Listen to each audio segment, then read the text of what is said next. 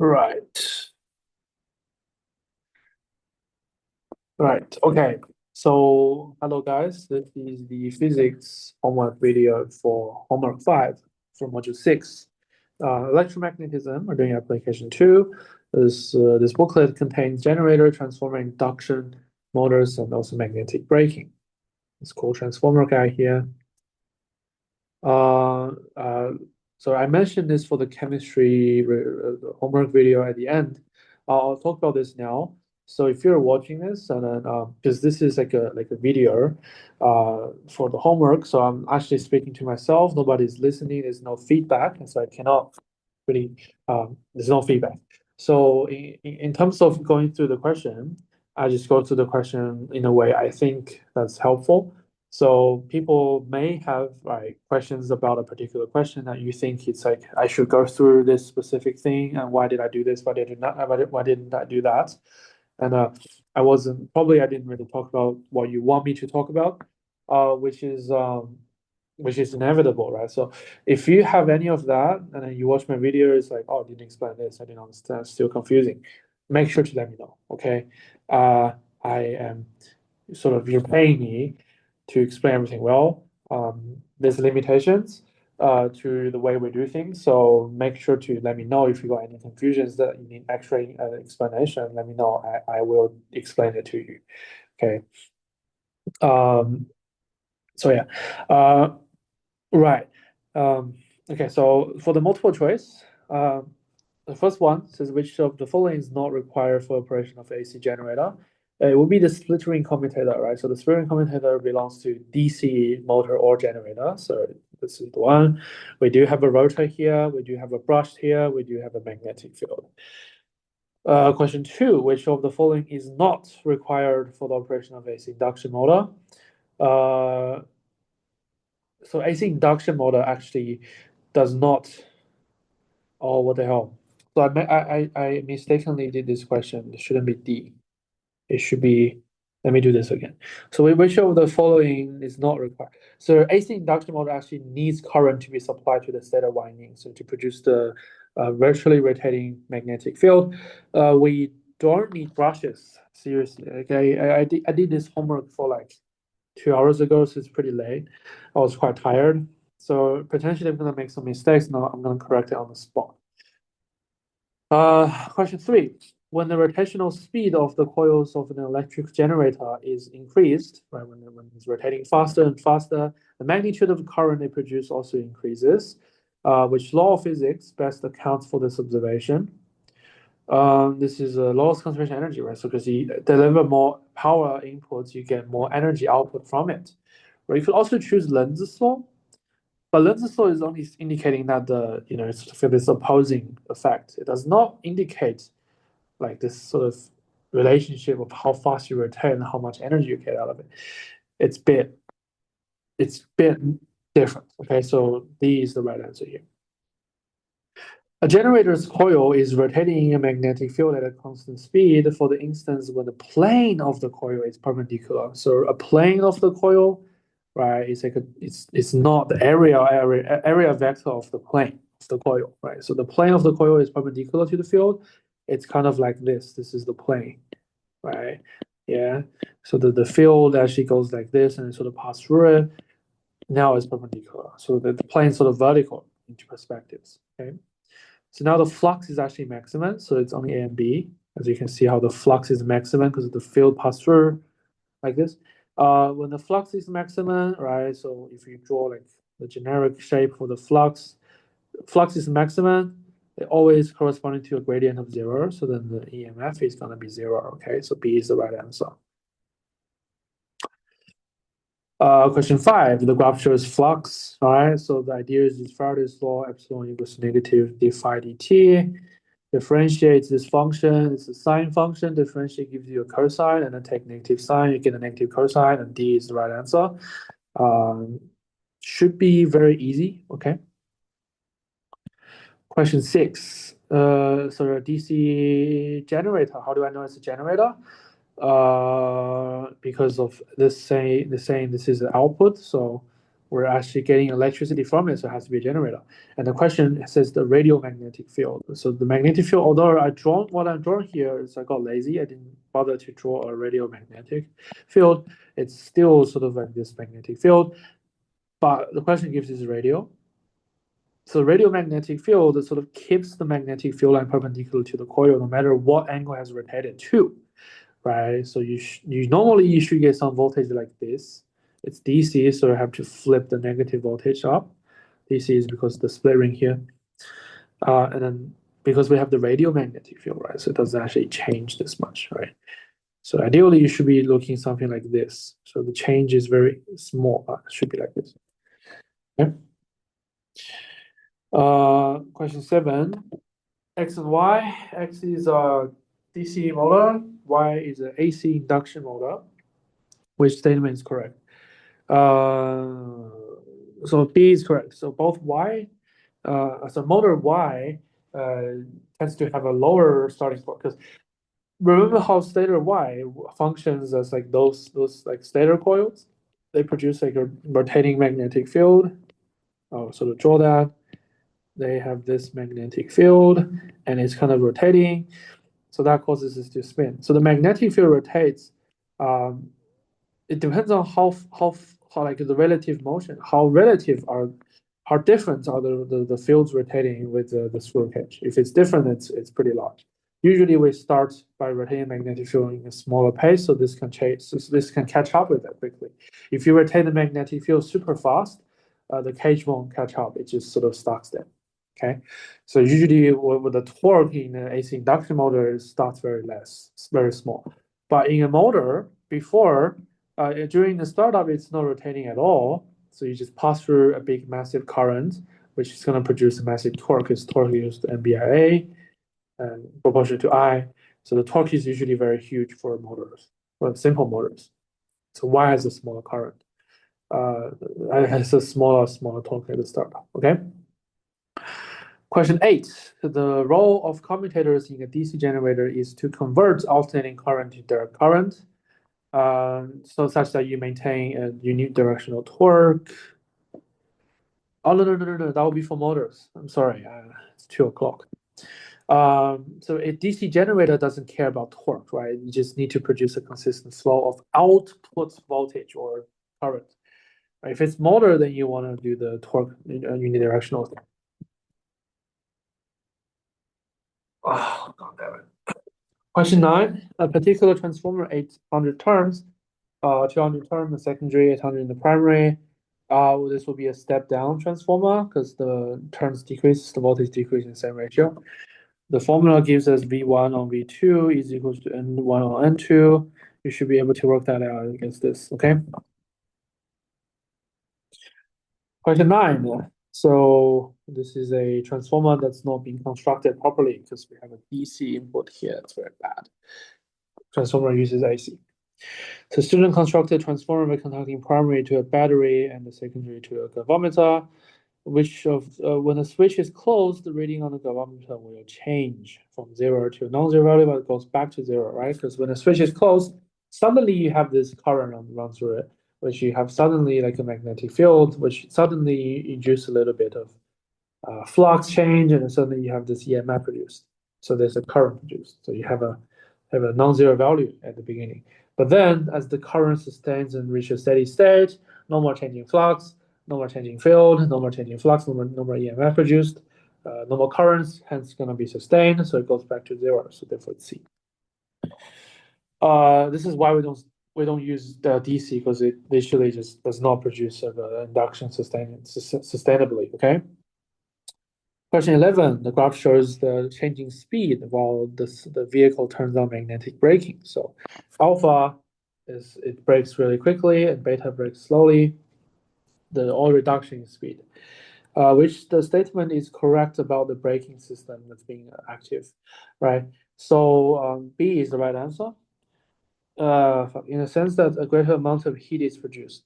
So as you can see how the speed reduction in alpha is like this long, right, which is much larger than, okay, so if I were to draw like a little line, this is for beta, actually, this is for alpha, the reduction in speed is this much. It's much larger. It's like this much larger than the beta. So the reduction in speed in alpha is greater. It's also in a small amount of time, but that actually doesn't matter.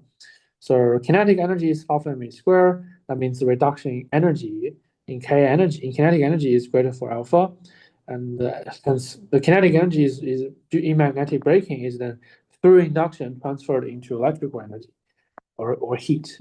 So because the reduction in kinetic is greater, so you actually produce more heat from that. Okay, so it's B.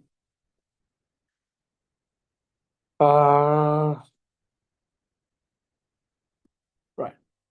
Question 12. A is the AC generator sketch. Actually pretty standard stuff, right? So make sure to use slip ring commutator, make sure to label everything. So question B says to how can an AC generator be modified so that it gives AC output? Change the slip ring to a split ring. Okay. So naturally, when the coil rotates, it produces AC. But if you use a split ring, it flips the current direction every half turn, go back to DC. Explain two ways to increase the electrical output of the generator. So for this one, I did quite mathematically. So generators, you don't have to do this, but if you don't want to do math, you have to remember what are the factors that cause generators to produce a higher output, right? If you have math, you don't have to remember, just derive it on the spot. Generator relies on electromagnetic induction. Faraday's law indicates that rate of changing flux is defining it. The equation is here. So when the coil is rotating, phi changes a function of time, which is BA times cosine of theta changes the function of time. All right, so if you want to use this equation, you actually differentiate this function. Shouldn't be that hard. Theta is a function of t. We differentiate with respect to t. You should get a chain rule. So the function inside the cosine function, the theta, gets a derivative as well, and then you differentiate cosine as a whole, which is turned into a sine with a negative, which will be the negative sign. So it balances with this negative sign. Doesn't really matter. We only care about the amplitude anyway. So d theta dt here is just the rotational speed, right? It means the angular velocity. By inspecting this whole result, we have four factors that you can talk about. There's n, there's b, there's a, there's the rotational speed. You want to increase the energy output, you can increase the number of turns, you can increase the magnetic field, you can increase the area, you can then increase the rotational speed, the four things. If you don't want to use math, or somehow if I have a standard math student in the future, no offense, it's okay. You just need to remember these, okay? Not this equation, remember what are the factors that affects the generator output. Question 13, we have an ideal transformer which contains 800 turn in the primary, 2050 turn in the secondary. It's ideal, so power is conserved. Input power is this much, output power is also this much. Voltage is this. Why does the current flow through the secondary coil? What the hell am I doing? The question asks, why does the current flow through secondary coil? Oh my God, there should be how much current is flowing through the secondary coil, right? This is stupid. Let me change that. I have to change this on the documents itself. I think I did the right calculation. What I wanted was to calculate how much current. How much. I will change this as well. Actually,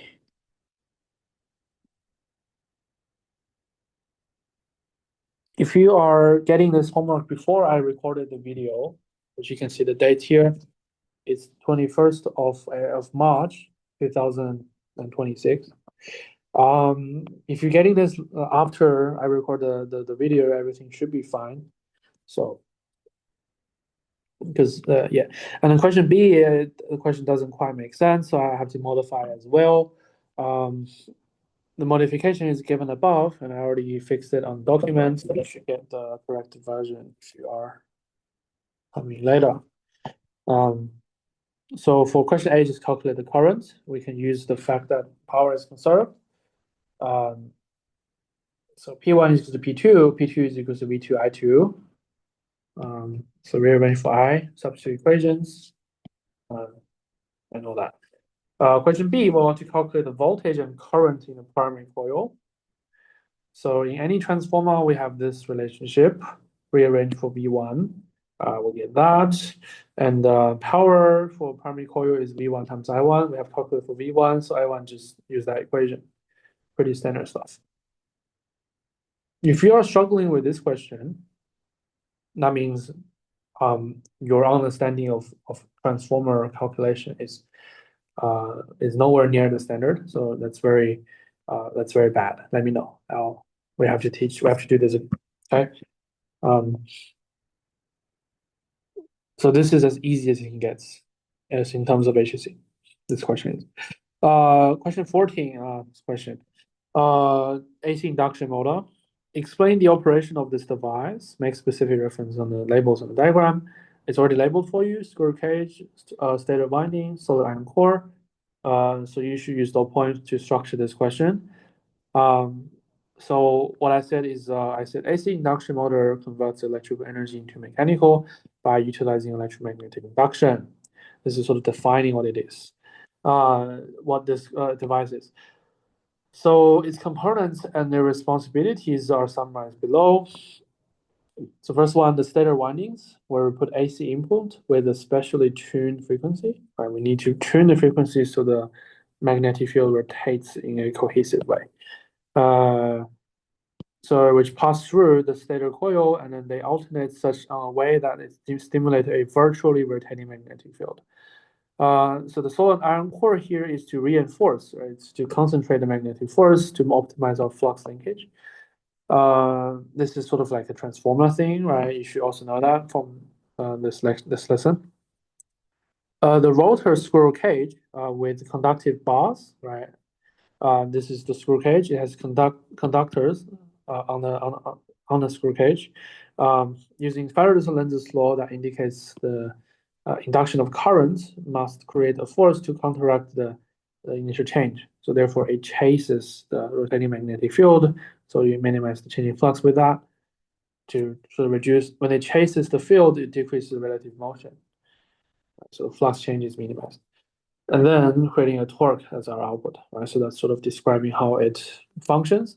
I sort of in the Faraday's lens, like, oh, a bit lazy here. Yeah. Technically, I should be more in detail in terms of Faraday's lens as well. I didn't really define Faraday's law here as well. So, guys, it's kind of getting late. It's 2 p.m. Sorry, it's 2 a.m. Right. So, like, I don't want to, like, I didn't define it. It's because, yes, I already stressed this enough. You need to define stuff, right? So I didn't bother putting into my answer. But you should, okay? You should sort of have an actual line defining it. Question 15. So a student constructed two models of transformer. One is the one incorrectly used DC, one is the one used AC. We'll ask you which model is more suitable or more appropriate. Justify your answer with both models. So should use the dot point for this, but somehow I didn't, but it's fine. Okay, it's fine. So model 2 is more appropriate, right? So the establishment to sort of explain why is AC required. And you should already know that from talking about you should already know that. If you don't know it, I'll go through it again. So establishment of a transformer requires AC input. AC is needed is because that a continuous induction process has to be ongoing in a transformer. We need this induction to keep happening and does not stop, right? So AC is needed for a continuous source of changing flux, right? To produce this changing field, and so we keep continuously ongoing for producing this EMF on the secondary coil. In comparison to model 1, right, the dot point I should use dot point, so I'll just dot point it. So in comparison to model 1, a DC input implements a steady flow of current, therefore no variation in magnetic field and ongoing induction, and it stops, right? So it just stops. It's kind of like the one of the question we did before in this homework as well. Okay, so it's not effective. Right, that explains it. In continuation, question 16, so student performed an investigation with a non-magnetic conductive disk and a permanent magnet. So the magnet on the top is like doing this rotation on top of the disk, and then what's going to happen is this magnet as it moves, the relative motion produces changing flux and eddy currents on the disk, and hence eddy current by Lenz's law minimizes initial change, so it starts to chase the magnetic field. And this is obviously very analogous to AC induction motor, where sort of the squirrel cage chases with the field, and you want to justify your answer. So this is like the key for this question is you need to be able to link aspects of this model to aspects of AC induction motor. Okay.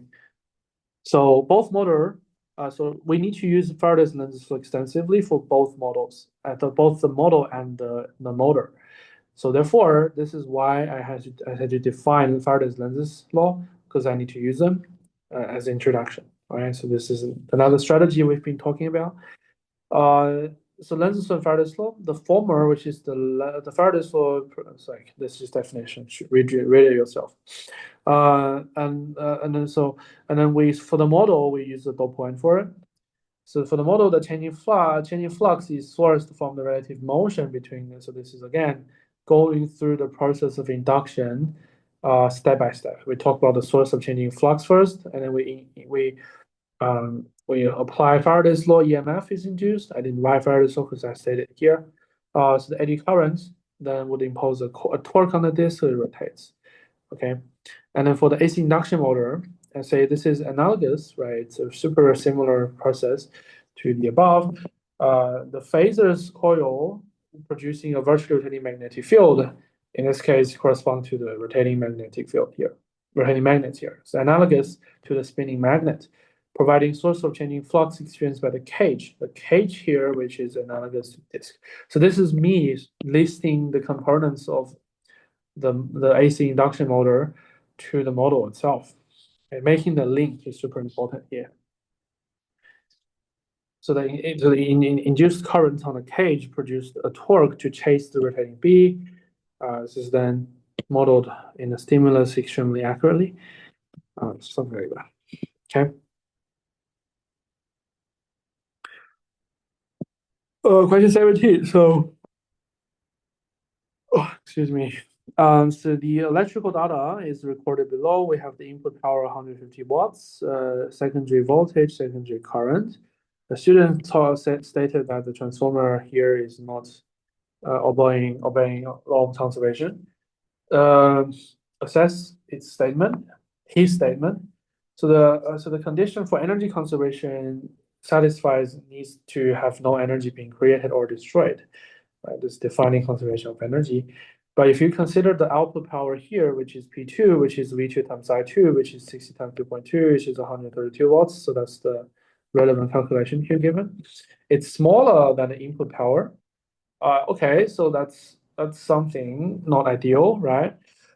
But it does not disprove energy conservation because you can be less than what you have, right? Because that doesn't mean you just destroy energy. That means energy is probably lost to somewhere else. So you should be able to recognize that and then say that the student's conclusion is not very accurate.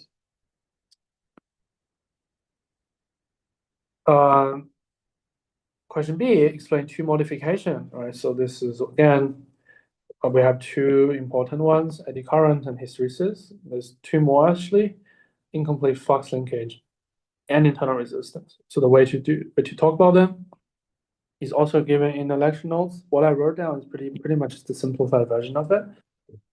With eddy current, because transformer has this continuous changing flux, and then the core material is a conductor, so you always produce eddy current on the surface of the core. Right, so you can minimize that. You can minimize that by implementing laminations and use insulating materials to reduce the size of eddy currents and hence minimizing energy loss. All right, and then we have hysteresis. Hysteresis, what the hell? So hysteresis effect is because we're changing the magnetic field all the time, and the core is supposed to memorize the magnetic field and concentrates it. But the memorization or the magnetization of the core material actually takes. This is an audio test. Please remain silent for the best results. This test is designed to ensure the best audio quality experience during your Zoom meetings. Once the test is completed, you will see the results on the screen. Thank you.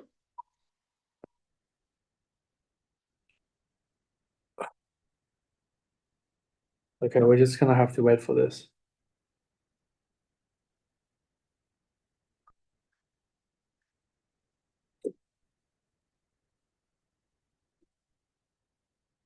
Now, of course, you guys can just skip this on YouTube, so I'm gonna have to wait for this. You guys don't need to.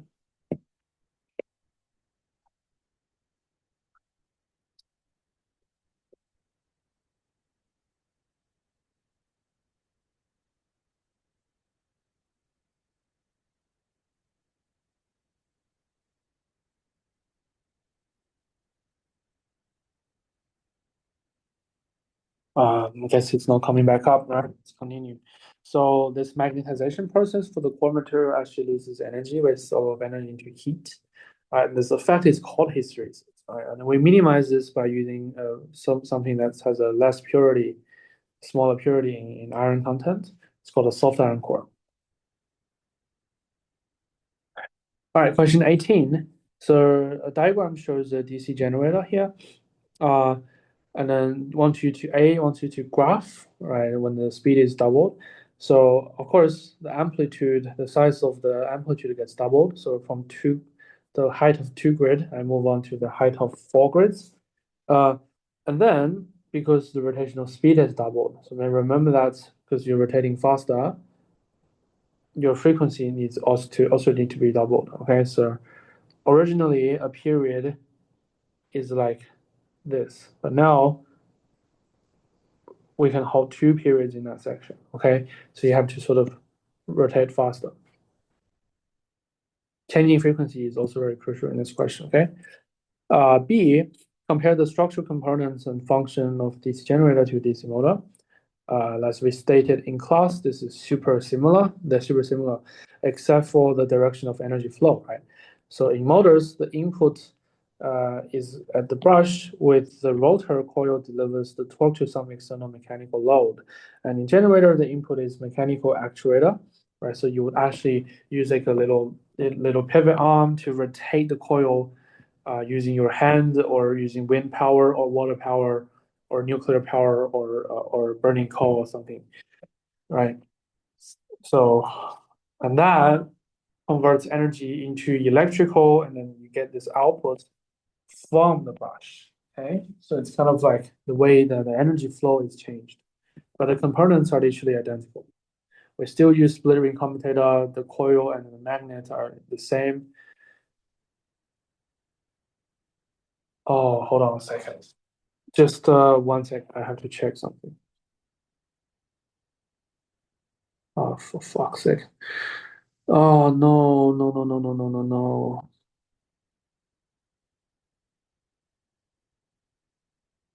No. Oh, oh, oh, oh, shit. Oh, fuck.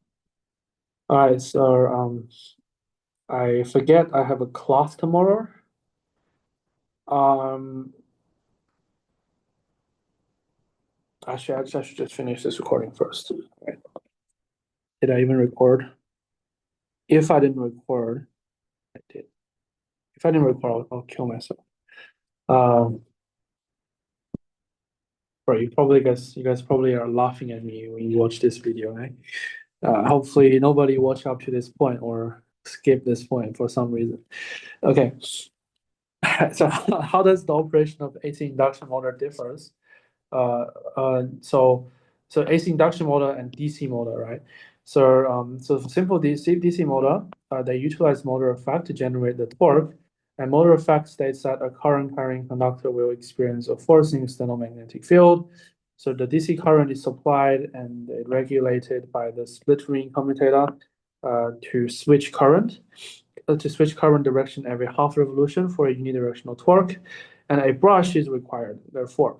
Okay, so AC induction would then implement the principle of induction, right, to deliver torque. All right, so then AC is applied to the phasors, creating a rotating magnetic field to induce currents on the squirrel cage. Right, so then it's kind of like one is using electromagnetism, the other they are all electromagnets. One is using induction, the other one is using motor effects. It's just explicitly stating the difference here. Okay, so should be fine for this question. For the next question, we have two different design of transmission line design. Power, they all deliver the same power. So the question says to explain which design is more efficient with some calculation, right? So identify the problem first. So what I say is the long distance external electrical transmission actually suffers from increased resistance and in the transmission line.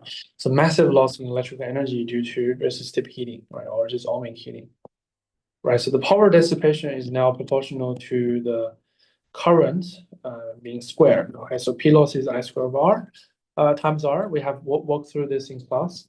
The current here was not given. It will be very hard to calculate. Not that hard to calculate, but it will be hard to calculate. So we want to use voltage drop for this question. So what I did here from I square R it goes to V square divided by R. I used an Ohm's law. Okay. So this is more convenient to use V drop here. All right. So for the design A, this is a step-up transformer.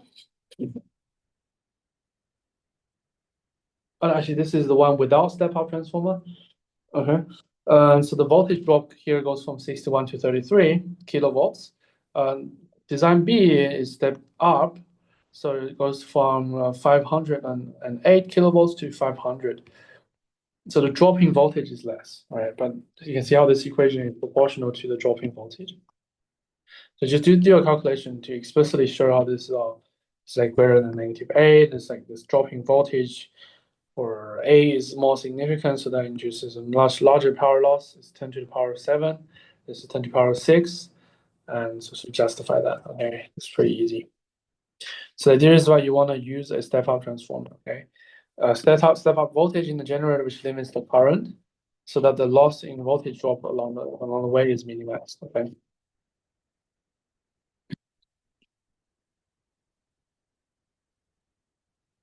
Yeah, it should be less, not loss.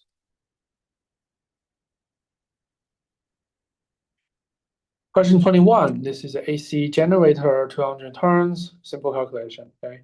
So it goes from this orientation to like the vertical orientation. What's the average, right? So by Faraday's law, you can calculate it using this, final minus initial.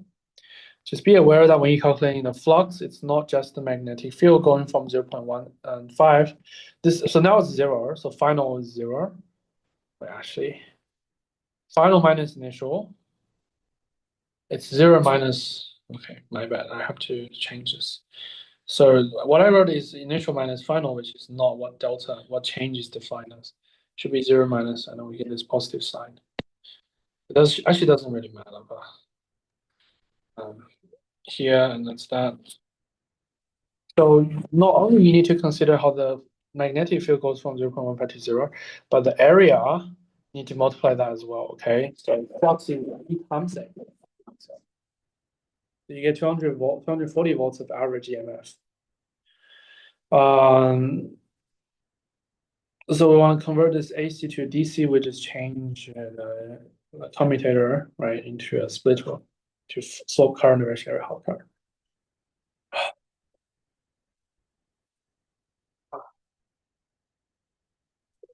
So moving on, question 22, which says a diagram that shows two different types of generators that can be used to produce electricity in a power station.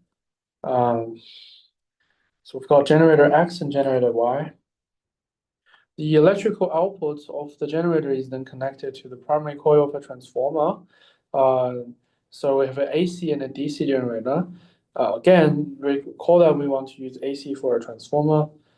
So the question asks which transformer generator is more appropriate for the transmission of power. You want to use generator Y, you want to use generator X here because it's AC. It's once again something that we've been talking about. So operation of a transformer utilizes induction. It requires AC, so a continuous changing flux to sustain inductive process. Generator Y is splitting commutator, so it's switch current direction. It must be AC. So the generator Y produces DC, so it's a DC generator. Generator X produces AC, so that's required and it's more suitable. Okay. My computer. Okay. There it is. So that's for the homework video. Finally got it done. I will see you on the next book quiz.